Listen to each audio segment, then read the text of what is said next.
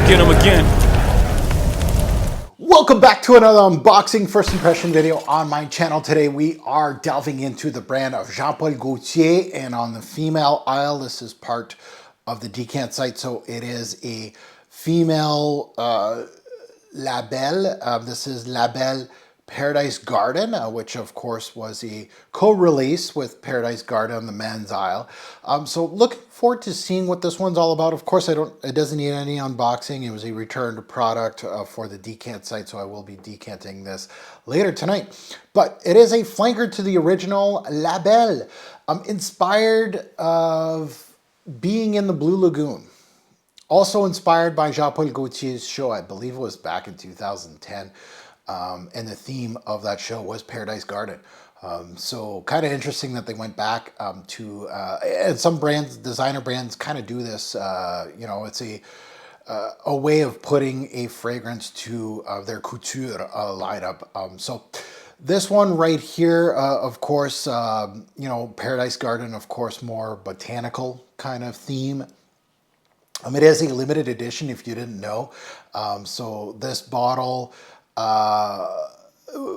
was released in 2022 before, and it was called Fleur Terrible, which, they had a Le Mal Terrible back in the day, but Fleur Terrible was a 2022 release. And then they re-released it under this name, which is also a limited edition, and redone in 2024 in the same bottle scheme. So, some people would go, oh, okay, so how do we know which one's which? Same nose, same bottle, all that good stuff. So kind of interesting to see how they just kind of repackaged and renamed something and kind of went with, of course, a male counterpart. So for me, this is, I'm trying to think, I think it's my first time smelling a La Belle. So I don't know the lineage of the brand. Obviously, I know a lot from Jean-Paul Gaultier in the male aisle. I know the lineage of Le Mal and where that one went in with, of course, their Paradise Garden. I wasn't a fan. It was hyped up by the kids, though, big time. I was not a fan. Bish was the nose behind this, and he returns for this one as well. So he's getting a lot of paychecks from Puig with his Herrera releases and his Rabanne releases and his Gaultier releases that all smell alike. Ooh, the money's rolling in for Monsieur Bish, but not the artistic side, unfortunately. So if you're new to this channel, especially if you're a female nose, I only have like at least 8, I think, female subscribers. It is growing, but I'd appreciate if you hit that subscribe button, smash that like button. Much appreciated on my end. If you're a returnee, welcome back to the channel. Hopefully this is something up your alley in regards to watching me and kind of figuring out if this fragrance is for you. I think, there probably still is some bottles of this at, mom and pop shops and things like that, but they're not continuing making this fragrance. So it is a limited edition. So just keep that in mind. So let's take a look at the note breakdown. We'll look at release date. We're going to take a look at the nose. We'll look at pricing, all that good stuff. So first of all, the note breakdown. Let's take a look at this. So in the top, we have Blue Lotus. Okay, so the watery floral thing, we'll see. In the mid, we have iris. Okay, so that can go in many different facets, different ways. And in the base, we have vanilla. So we have that typical 3-headed note breakdown where they're not telling us everything. Marketing. Here I am looking at this and I'm like, okay, so where's this gonna go, right? You got this watery, and again, I'm looking at the marketing, right? This is, of course, a Paradise Garden release, so it can't be too dense. It's built for summer, usually, as far as the marketing goes, and I'm assuming the Blue Lotus is gonna be your primary. Iris kind of doesn't go with that theme, depending. Vanilla can, it'll be like a sweet, watery thing. I'm not really a big fan of those kind of things. Iris is kind of like the wild card. Where is this going to go? Is it going to go chalky? Is it going to go powdery? Is it going to go in that makeup vibe kind of feel? Is it going to class up this thing? Is it going to be well blended? I don't know. Now, it was released back in 2024. The nose behind this is Quentin Bish. Not a fan of him. He's definitely overrated with a lot of noobs in our little community. that have no idea who Jean-Claude Delena, Bertrand de Chauffour, among others, of some great noses that have some excellent recipes. Quentin Bisch is, he's the Maurice of this generation. And I'm not panning Maurice has some really great stuff. Bisch, I haven't met a Bisch that I'm in love with. I feel there's a lot of rinse and repeat with Quentin, but we'll see. Looking at pricing, this one did retail around 120 to 150, and I say did. It still is around. It's still kicking around because it's a 2024 release, so it's going to take its time to phase out of retailers and things like that. And it's available at discounters, but it's hit or miss. And you can find it approximately 100 to 130. So you're getting a little bit of a discount, but not too much. These fragrances, as far as the black market goes, or the gray market, we'll say, people buying these and then reselling them 5 years later, you know, they hold their value, the Jean-Paul Gaultiers. So I'm not telling you to do anything, but you can definitely go, and people love these fragrances. I'm sure a lot of people would like to buy the original one called Fleur Terrible. And they will pay extra for it. That's how crazy we are in this fragrance game. So let's delve into this, and again, a returned product. So we are going to put it on strip first, and then we will put it on skin. So let's see. Oh, no, no! Oh, it's not working. But we're going to make it work. Oh, I just sprayed my table. So I'll just have to clean out my table at the end, but it does leak a little bit.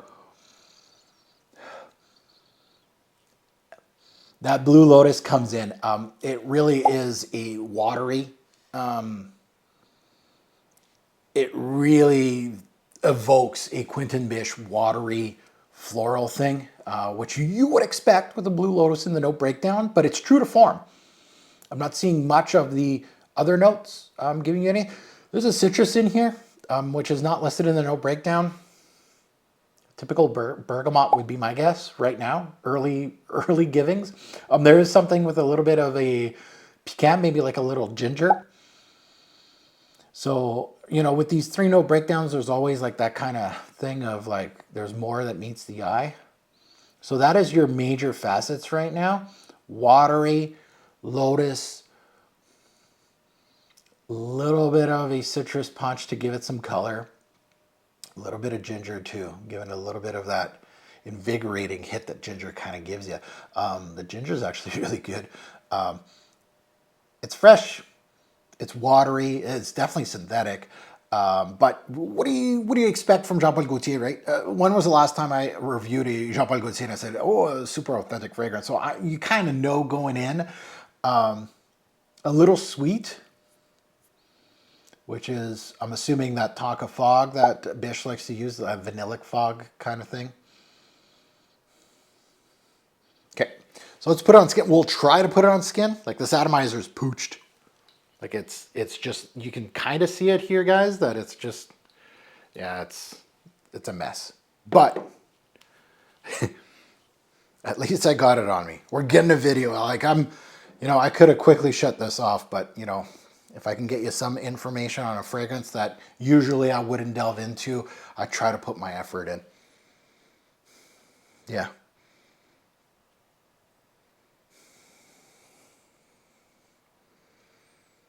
Oh, it has a little bit of an almond powdery aspect, almost heliotrope-like. You know, it could be tonka. Honestly, you could be right. Instead of an iris, but it still has that watery, synthetic sweetness. Yeah, a lot more on my skin than that. Oh, it's got a little bit of a banana-like hue. Like there's ylang in here. I wouldn't be, you know, iris. Not a very good one if there's iris in here. But I'm replacing that with ylang because I'm getting banana. It's a different floral, a tropical floral, you know, aspect, which goes with the theme. Iris did not go with the theme. You know, a purist in me would be like, oh, okay, I want a really good iris vanilla with maybe a watery aspect, but I don't think those things all work together. So I could see why there's like a little bit of a, I think the vanilla is more of his Tonka fog because there's a little bit of almond and there's a little bit of that powderiness of like, and again, you could correlate the powderiness to iris, which would make all kinds of sense. Creamy, watery, ozonic's probably a better word for it. And his vanilla in here isn't as annoying as it is in his male counterparts like he usually is. The typical Bish fog, which is super high octane to my nose, which really, it's tastefully done, the vanilla in here. The creamy aspect and the tropical vibe.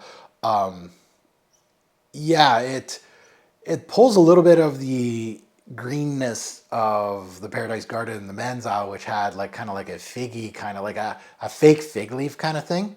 It has that in here a little bit. Synthetic, right? The iris isn't heavy in here. Neither is the vanilla, honestly. So keep that in mind. It's lotus heavy. It'd be interesting to see where this is going to go. I'm pretty sure it's not going to move much.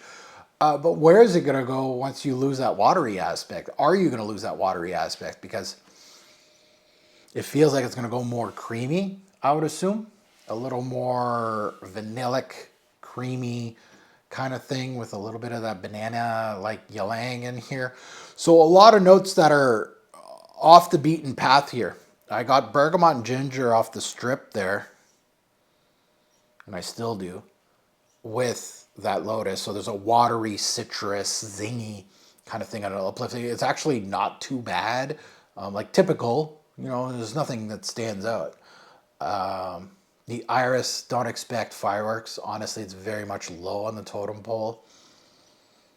There's ylang in here, and there's either tonka or something else because there's an almond-like quality on my skin more than anything. And that banana-like hue from ylang. And it could be another tropical floral, but I'm going to say ylang because that's the one that's coming to mind here. It's an okay Jean Paul Gaultier. It's you know, I'm not expecting right now from this brand. I'm not expecting fireworks, and I got a puddle of stuff right here now. She's leaking like a sieve, but it's okay if you don't buy it. I don't think you're going to, you know, really. You're going to kind of forget about this one. It's forgettable.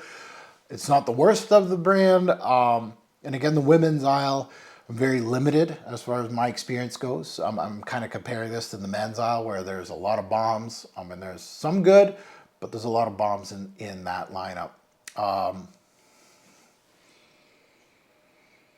And I prefer Bish when the volume isn't up on his Tonka fog. In his men's aisle, he just cranks it, and it just makes it obnoxious and annoying. And maybe he does this less in the women's aisle, just a lot less volume, which I prefer. He did that with Le Beau by Jean Paul Gaultier, the weakest one of the bunch, where all the teens like the older ones, or the newer ones, sorry, the flankers. And I thought Le Beau was good because the volume was toned down. So this is kind of in that family, though. It's definitely in that family of summer editions, right? Yeah, an okay release, we'll say. Nothing that's blowing my socks off, and it's nothing crazy, but it's an okay one from Bish and Jean Paul Gaultier. Not bottle worthy for me personally. And would I recommend that to a female? I guess for like just a spray on or just a regular fragrance that you'd wear from time to time in the summer, the spring, the fall. Like I think there's a little more than just a summer release in here. There's a little bit of depth in here. Yeah, now that you heard my take, I'd love to see yours in the comments below. Good, bad, and the ugly, especially of La Belle editions. If you want me to smell any other flankers or the original La Belle, I'm more than welcome to try to find samples for cheap somewhere. The decant side, of course, you know, when bottles come in, I don't have, you know, a foot on it that's saying, you know, this is what I want. No, they just send me whatever. Obviously, this one, it was a returned product because of a faulty atomizer, so that's why I got it today. And I'm happy I got a video out of it, and I can't wait to see all the comments. And as always, Greater pour fragrance will make a lasting impression. Choose your scent wisely. Thanks for watching, YouTube. Have a good one.